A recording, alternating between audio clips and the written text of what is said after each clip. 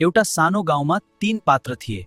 भाग्यले आलु र करेलाको बिहे गराइदियो। एक दिन आलु करेलालाई माग्न जान्छ।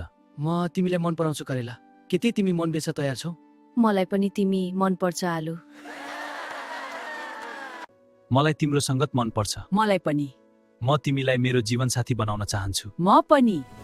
धन्यवाद। तिम्रो श्रीमती बन्न चाहन्छु। बिहेपछिका केही दिन धेरै रमाइला थिए। आलु र करेला एकअर्कालाई बुझ्दै माया गर्दै खुसीसाथ बसिरहेका थिए। तिमीसँग हुँदा जिन्दगी मिठो लाग्छ।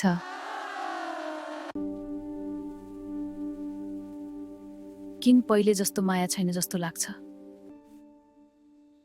तिमी त अलिकति तितो छ करेला, मलाई त भिन्डी राम्रो लाग्छ। मेरो तितोपन भित्रको साँचो मायाको स्वाद हो। तिमी यस्तो गर्ने भए किन बिहे गर्यौ?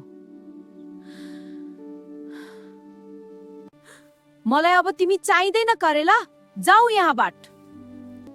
एक दिन तिमीले मेरो माया याद गर्नेछौ, तर म त्यति बेला टाढा हुनेछु।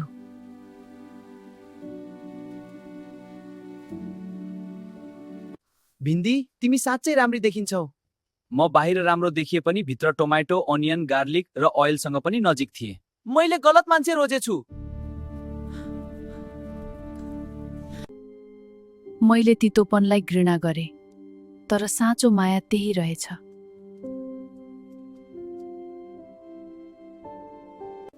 माफ गर करेला, मैले तिम्रो माया बुझिन।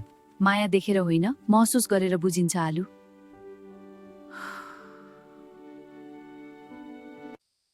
म फेरि मौका पाउँछु? यदि मन साँचो छ भने माया फेरि सुरु हुन सक्छ।